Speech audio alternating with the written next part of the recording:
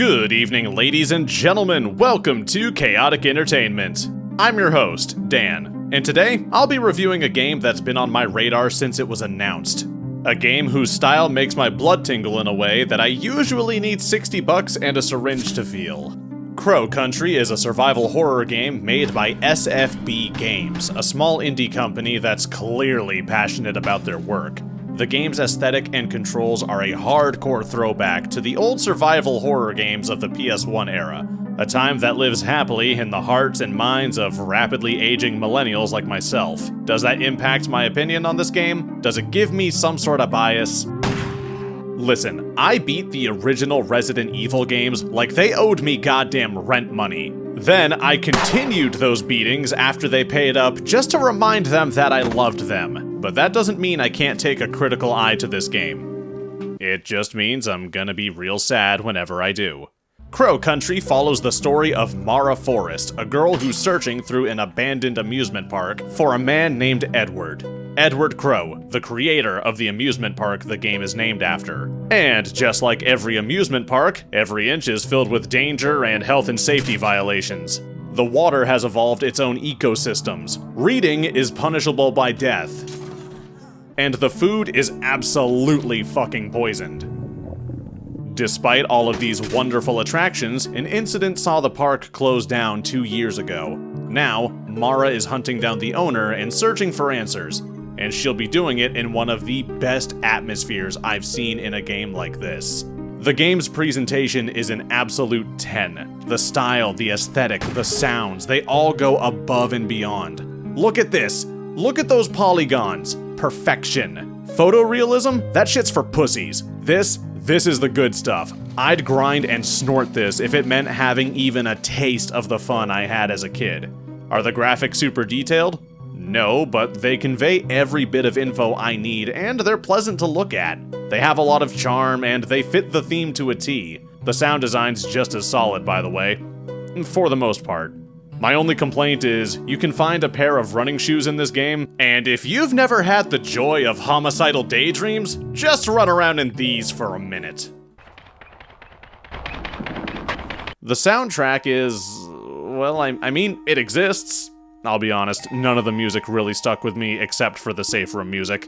Running around in an abandoned theme park full of meat marionettes can be a little stressful.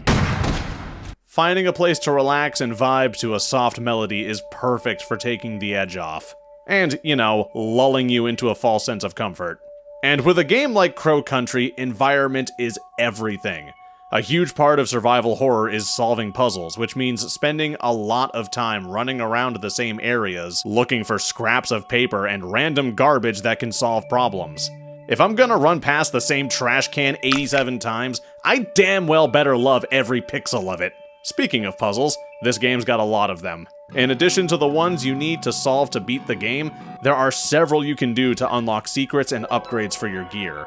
Most of these are pretty simple, but some of them can be extremely clever. Some of them can also be complete and total bullshit, but we'll come back to that. Even the puzzles with the strangest of solutions feel like they belong in this game. I never found myself thinking, that makes no sense, even when I was stuck. Of course the key I need is lodged inside the skull of this fairy. Why wouldn't a flamethrower solve a bunch of my problems? It does in real life. I never found myself thinking this is fucking stupid when I finished a ridiculous puzzle. And if I did, I was having fun, so who cares? And that brings us to the part of the game I feel the most conflicted about. The actual gameplay. I'm just gonna rip this band-aid off. The gameplay in Crow Country is... boy, it's rough at times. The game doesn't use fixed camera angles, which is fine, but the aiming system is... it's not great. It's stiff and it's really clunky in a way that never really feels satisfying. Sometimes it's hard to tell if I'm aiming in the right spot or not. And if I'm not, I don't have to worry.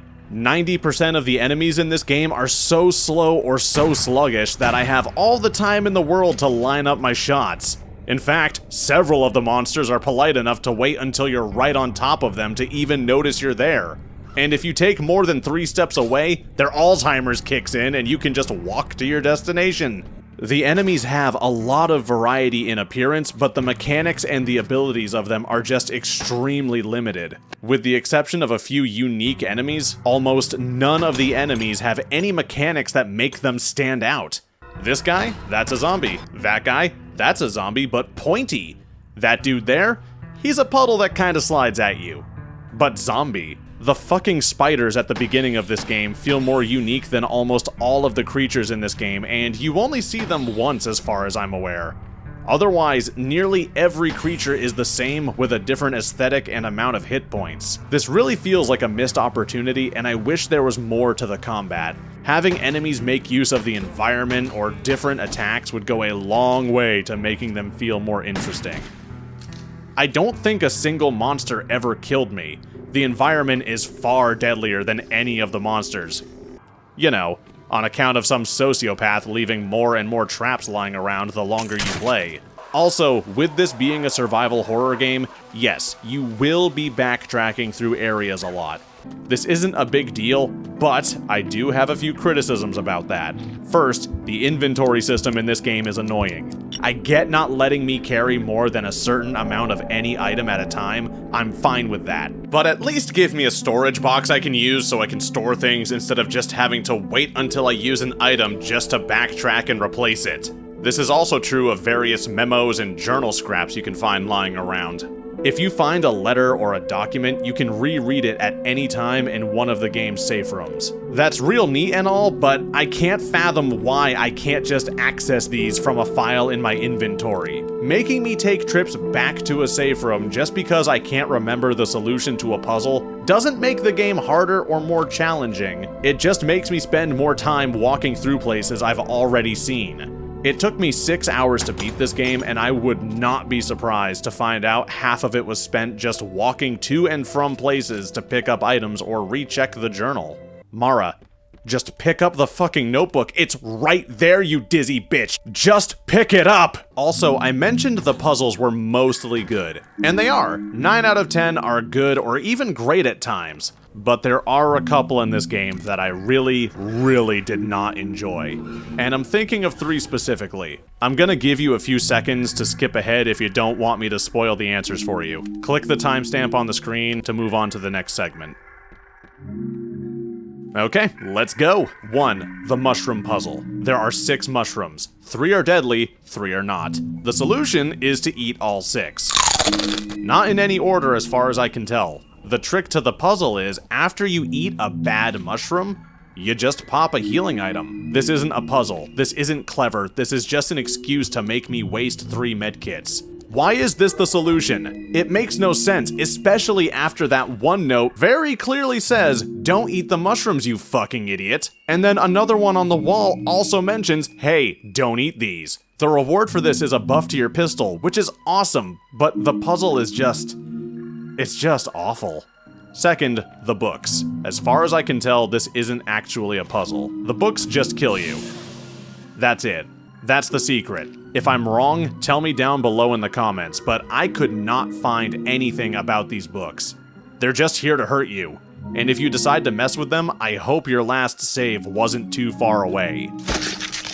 It's just a way to kill yourself with no payoff. Hopefully I'm wrong, but I can't find anything that says otherwise.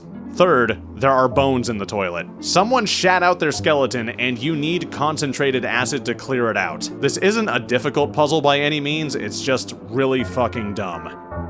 And weird. But that's it for gameplay. I saved what might be the best for last. The story. The story is, well, it's good. It's actually really good, and it's really interesting. There's a lot of environmental storytelling and dialogue that spells out what happened and what's going on, but it doesn't always spoon-feed it to you. And that's all I'm gonna say about it because, well, to put it bluntly, I don't want to spoil it. There are clues about Mara's past being shrouded in mystery and why she's really at Crow Country. It's a lot of build-up with a very reasonable, very natural conclusion. And a lot of the story for Crow Country is the same way. Every part of this game is a mystery, and I just can't bring myself to spoil it. That being said, I do have one critique of the story. Without getting into too much detail, there's an attorney in this game named Julie, and Julie, by all accounts, should recognize Mara. She should know who she is. In fact, I'm pretty sure she does know who she is, and for some reason, just doesn't recognize her or doesn't seem to comment on the fact she knows her. Or knows of her at the very least. It's odd, and I feel like it's kind of a plot hole. Maybe it's because Mara is kind of in disguise, but I don't know, it bugs me. Otherwise, the story, solid A+. To the developers, these are my recommendations on what you could do to help this game out a bit. First, the enemies in this game need serious tweaking. They're slow as shit and they're blind as hell. And aside from a few very specific ones, they all more or less feel the same. Little to no unique mechanics between them. Giving some of them the ability to leap across the screen, or even giving one of them a ranged attack would be awesome. As it stands, I couldn't even tell when I was in a boss fight most times. There were context clues, because of the arena or the setting, but the enemies, the bosses, always just felt like more of the same thing with just more health. Second, please let me carry the notes I find around with me. Please stop making me go back to the safe room to check my journal. It's not fun, it's just kinda tedious. And annoying. I get that you want us to backtrack a lot because the environments start getting more and more deadly. I get that, but I promise you, letting players access the notes at any given time will not make the game easier or less rewarding. Third, give me a storage box, let me be the little loot goblin that I am, and let me set items aside so I can keep picking up stuff that I find. Either that or remove the item caps and just decrease the amount of stuff we can find. I ended the game with maxed out healing supplies and most of my ammo. The upcoming hard mode might address this, but I'd like to see it tweaked in the base game.